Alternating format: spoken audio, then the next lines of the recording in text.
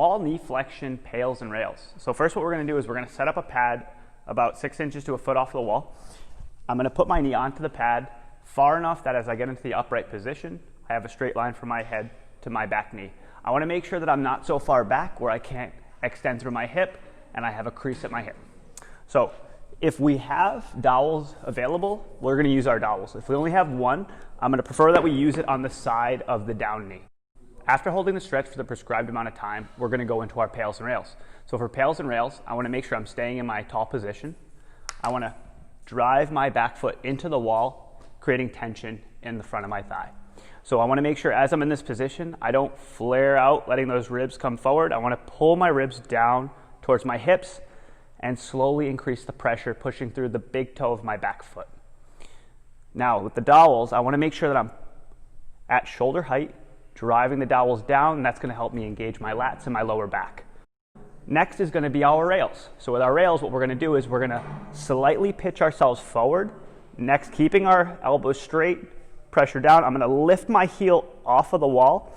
And now the added cue is going to be I'm going to try to push my knee back to the wall behind me. Okay, nothing's going to move, but if I do that, I can feel my hips and I can feel my hamstrings more.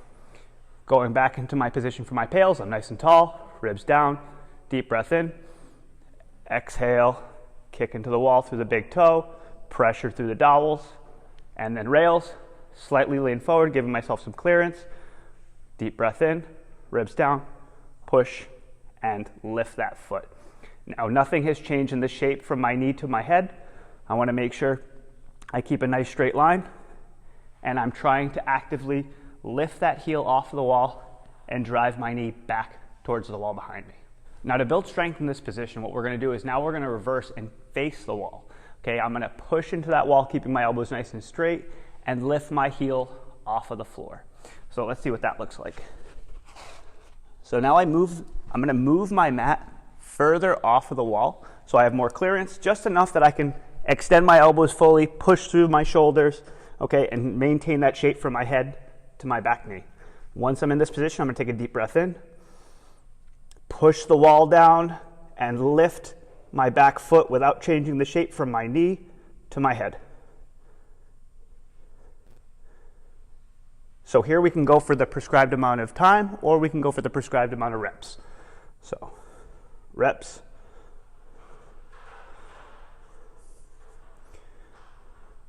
and iso holds.